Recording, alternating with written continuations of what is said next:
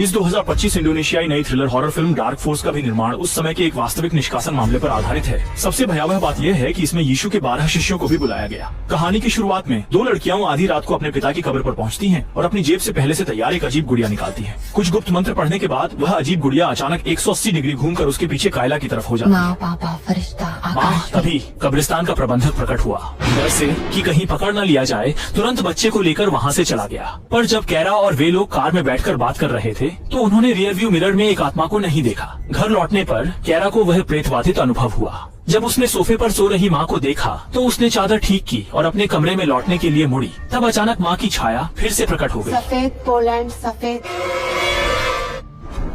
अब तक वह केवल सोच रहा था कि उसकी नजरें धोखा खा रही हैं। बिना किसी चिंता के वह कमरे में दौड़ गया और उस अजीब गुड़िया को निकाल लिया जो कब्रिस्तान से लाई थी। अगले दिन सुबह उसने उसे दरवाजे के बाहर कूड़ेदान में फेंक दिया। उसके जाने के बाद वह गुड़िया जैसे जीवित होकर स्कूल आ गई। पिछली रात उसकी सहेली का चेहरा बहुत खराब लग रहा था और उसकी गर्दन पर एक नीले निशान भी था। सहेली ने कहा कि शायद नींद ठीक से नहीं हुई इसलिए उसने ध्यान नहीं दिया। लेकिन जिस समय कैली स्कूल से घर लौटी उसने देखा कि उसकी माँ अभी भी पड़ोस के लाओ वांग के साथ थी और वह गुस्से में बिना पीछे देखे भाग गई। कमरे में जैसे ही उसने बिस्तर के पास परिवार की तस्वीर की ओर देखा उसे अचानक वही गुड़िया दिखाई दी जो कल बाहर फेंकी गई थी। यह देखकर कैरी घबरा गई और गुड़िया को फिर से उठाकर दरवाजे के कचरे के डिब्बे में फेंक दिया। इसे रखते ही आकाश में अचानक गड़गड़ाहट होने लगी। उसी रात अचानक मूसलाधार बारिश होने लगी और उसी के साथ वह आत्मा फिर से लौट आई और सीधे सो रही कैला के पास पहुंच गई।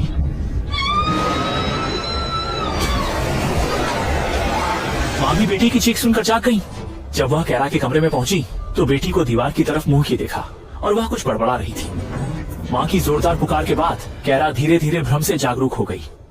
इस दिन के बाद से कैरा में बहुत बड़ा परिवर्तन होने लगा। शरीर पर अनजाने निशान दिखने लगे।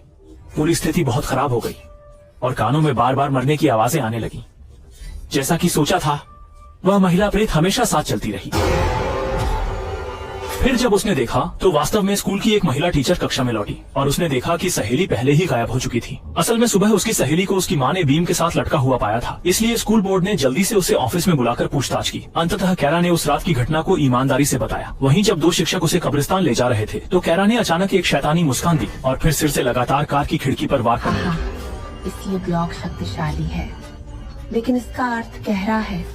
सभी का स्वागत है। इसलिए शिक्षक उसे स्कूल के मठ में ले गए। बूढ़े व्यक्ति ने उसे बताया कि केवल एक पादरी ही मदद कर सकता है। इस समय वह बाहर एक लड़के की आत्मा की शुद्धि करने में सहायता कर रहा है। वह मठ का एकमात्र पादरी है जो आत्मा की शुद्धि करने की क्षमता रखता है और उसकी शक्तियाँ साधारण दुष्ट आत्मा से मुकाबला कर सकती हैं। जागने के बाद केला पूरी तरह से अपने शरीर को नियंत्रित नहीं कर पा रही थी। कक्षा में पागल की तरह खुद को नुकसान पहुँचा रही थी।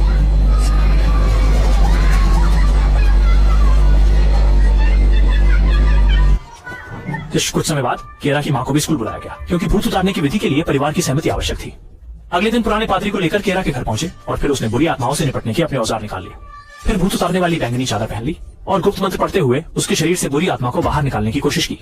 हंसी की बात है कि आधा दिन गुजर गया लेकिन कुछ भी हासिल नहीं हुआ। विश्वास नहीं। बुरी ताकतों से लड़ने वाले बूढ़े पादरी ने फिर से एक बोतल धम तेल निकाला और उसे केला के सिर पर एक क्रॉस का निशान बनाया।